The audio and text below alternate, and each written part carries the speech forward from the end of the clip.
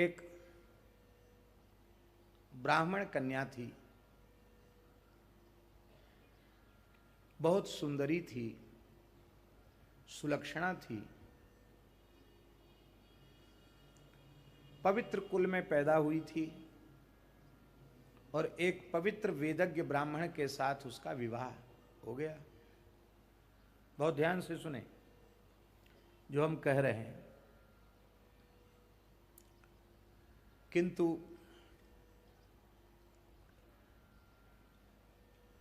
उस तपोधन सदाचारी पवित्र वेदज्ञ ब्राह्मण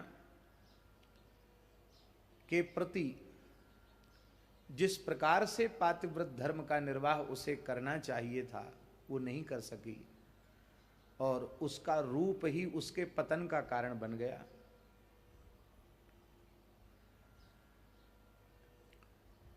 भोगी लोलुप दुराचारी पुरुषों की दृष्टि पड़ी और उनके चंगुल में वह फंस गई और उस ब्राह्मणी का पतन हो गया। पति को पता चला कि ये अपने पथ से भ्रष्ट हो गई है, तो पति ने समझाया और कहा कि देखो ये बहुत घातक है, इतने पवित्र कुल में तुम बहू बन के आई हो, लेकिन उस पर असर नहीं हुआ। तब ससुराल वालों ने, अब आज की पद्धति नहीं थी कि तलाक ले लो, ये तलाक वाली संस्कृति हमारे भारतवर्ष की नहीं है। तब लोगों ने उसके मायके उसको भेज दिया, उसके माता पिता के पास भेज दिया कि शायद पिता माता इसको ठीक से रखेंगे तो संभल जाएगी, ठीक हो जाएगी।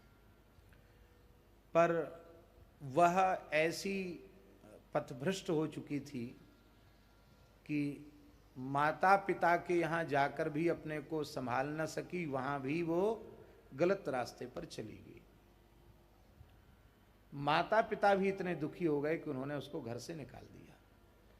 अब ससुराल से तो पहले मायके में आ गई और मायके से माता पिता ने उसको रखा नहीं, बोले हमारे कुल में दाग लगता है और तू विवाहिता है और इस तरह से तेरे आचरण ठीक नहीं है। उन्होंने घर से निकाल दिया। घर से निकाल दिया तो अब तो पूरी तरह वह वेश्या के समान आचरण करने वाली हो गई। बुढ़ापा तो सबके ऊपर आता है, उसके ऊपर बुढ़ापा आ गया,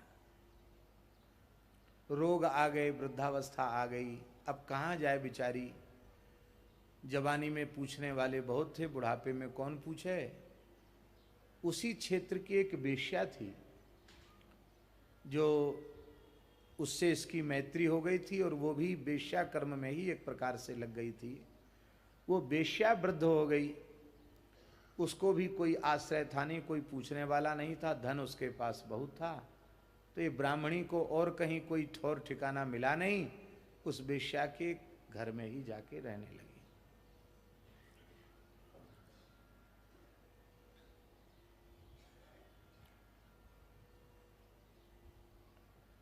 समय आने पर उस ब्राह्मणी की और उस वेश्या की मृत्यु हुई। संयोग की बात है कि लगभग एक समय ही दोनों की मृत्यु हुई।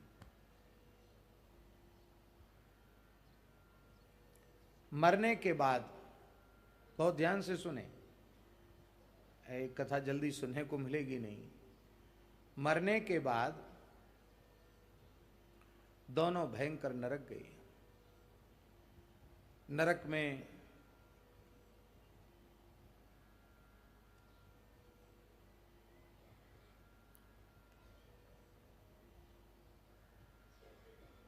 यमराज ने देखा, बड़ा विचित्र वर्णन है नरक का और यमराज के स्वरूप का।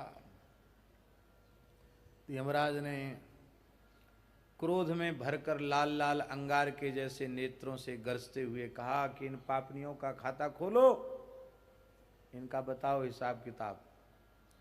तो चित्रगुप्त जी ने उनका खाता खोला। बोले महाराज इनके पापों की तो कोई गणना है ही नहीं, कोई गणना इनके पापों की नहीं। वेश्या की तो है ही नहीं, वो तो शुरू से ही पाप कर्म में प्रवृत्ति थी। इस ब्राह्मणी के भी पापों की कोई सीमा नहीं रही। तो पाप तो इनके इतने हैं कि इनको बहुत लंबे समय तक नरक भोग कर भी इनके पाप पूरे कटेंगे नहीं, इतना भयंकर पाप इनके ऊपर चढ़े हुए हैं। लेकिन कुछ पुण्य इनसे बन गया है, वो भी ऐसे ही बन गया, सहज बन गया, पुण्य बन गया। क्या पुण्य बना? तो बोले इस ब्राह्मणी से पुण्य तो ये बना, ब्राह्मणी जो है कि ये बचपन में बच्चियों के साथ खेल रही थी। खेल खेल में इसने जंगल में एक गड्ढा खोद दिया। बच्चे खेल खेल में कहीं गड्ढा खोद देते, कहीं पुल बना देते, देखा होगा ना। हम लोग भी जब बच्चे थे तो ऐसे ही सब काम करते थे। उनका बालकों का कोई क्रिया थोड़ी होती, वो तो जहां उनका मन लग गया वहां लग गया। रोड बना देना, पुल बना देना, सब काम करते बच्चे। तो खेल खेल में बचपन में इसने गड्ढा खोद दिया। गड्ढा खोद के तो ये चली गई। वर्षा काल में पानी बरसा और उस गड्ढे में पानी भर गया। और क्वार का महीना था, आश्विन का महीना, भयंकर धूप पड़ रही थी। एक गाय प्यास से अत्यंत व्याकुल हो रही थी।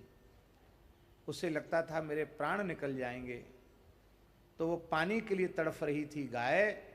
उसने देखा कि गड्ढे में पानी भरा हुआ है, तो प्यासी गाय ने इस गड्ढे के पानी को पीकर प्यास बुझाई।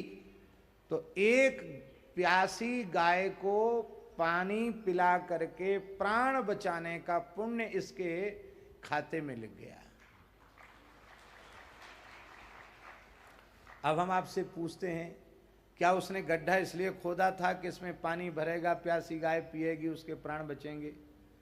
बचपन का खेल है, खेल खेल में ये क्रिया हो गई, इससे तो ये पुण्य बना। और इस वेश्या से एक पुण्य ये बना कि इसको इस ब्राह्मणी का संग मिला। यद्यपि ये भी पाप कर्म परायणा ही थी, लेकिन एक अच्छा काम इस ब्राह्मणी से हो गया, इस वेश्या से हो गया। क्या?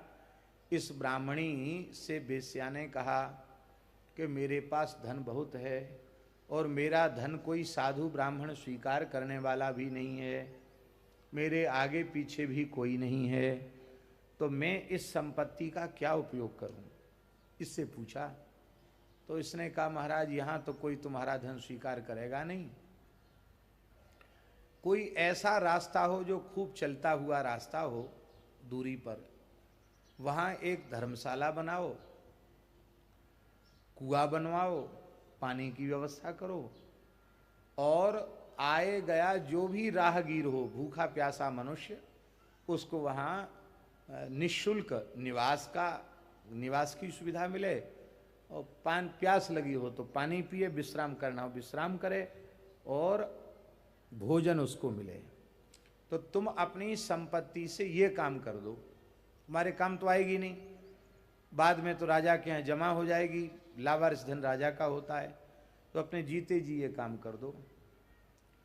तो इस वेश्या ने इस ब्राह्मणी की सलाह से थोड़ी सी संपत्ति अपने व्यवहार के लिए बचा ली, बाकी सारी संपत्ति वो धर्मशाला बनाकर एक अन्न क्षेत्र और प्याऊ की व्यवस्था कर दी।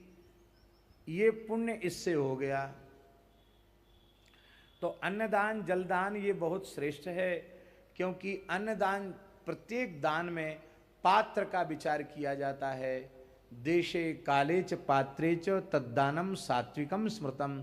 देश काल पात्र में किया गया दान सात्विक होता है, किंतु अन्नदान और जलदान ये दो दान ऐसे हैं जिनमें पात्र अपात्र का विचार नहीं किया जाता। प्रत्येक भूखा प्यासा मनुष्य अन्नदान जलदान का अधिकारी है। ये पुण्य इससे बन गया। बोले इनके पुण्यों का फिर इनका क्या, इनको फल मिलना चाहिए इन पुण्यों का। तो जैसे कोई विशेष बात होती है तो एक कमेटी बैठकर निर्णय करती है, हैं? न्यायाधीशों की भी तो कमेटी होती है ना, जस्टिस की अध्यक्षता में कमेटी बन जाती है और वो अध्ययन करते हैं, फिर रिपोर्ट देते हैं, न्याय देते हैं, निर्णय करते हैं। तो यमलोक में भी कोई विशेष परिस्थिति आ जाती है पुण्य पाप के भोग की, तो वहाँ कुछ ऋषि लोग रहते हैं, जस्टिस, तो फैसला सुनाते हैं। उन ऋषियों को बुलाया गया, पद्म पुराण में लिखा है।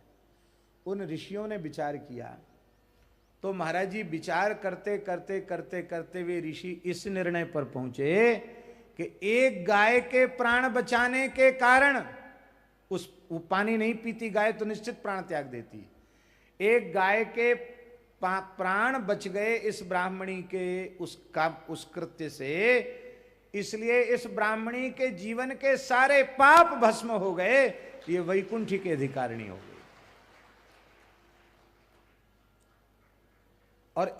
और दूसरा पुण्य इस ब्राह्मणी को यह मिला कि इसने एक अच्छे काम की प्रेरणा दी। दो पुण्य इसके हो गए, एक तो अनजाने में हो गया और ये दूसरा काम भी इसने प्रेरणा दी। तो पुण्य कर्म करना, दान पुण्य करना अथवा दान पुण्य की प्रेरणा देना, ये समान पुण्य है। तो भले ही इसने एक पैसा दान नहीं किया, लेकिन इसने प्रेरणा दी दान की, ये दो पुण्य तो इसके खाते में लिख गए। और मनुष्य मर भले ही जाए पर धन के प्रति ममता का त्याग नहीं कर पाता है। इस वेश्या ने अपने धन की ममता का त्याग करके उसको परमार्थ में लगाया, इसलिए इस वेश्या के भी सारे पाप नष्ट हो गए। अब ये दोनों वैकुंठ की अधिकारिणी हो गई। जैसे ही ऋषियों ने निर्णय सुनाया, तत्काल भगवान वैकुंठनाथ का विमान उपस्थित हो गया और वे लक्ष्मी के समान स्वरूपवती होकर के दोनों ही वैकुंठ चली गई।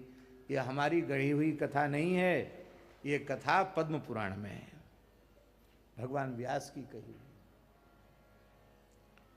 तो आप गाय को जल की व्यवस्था करते हैं तो जलदान हो गया, आप दाना देते हैं, चारा देते हैं, तो गाय का अन्न तो चारा ही है, अन्नदान हो गया। तो मनुष्यों में भी ब्राह्मणों को अन्न जलदान की इतनी महिमा है, और उस 100 ब्राह्मण को जिमाने का जो पुण्य हुआ, एक गाय को तृप्त करने का, तो अब आप विचार करो कि गोवंश की सेवा का कितना पुण्य होता है, बहुत भारी पुण्य होता है।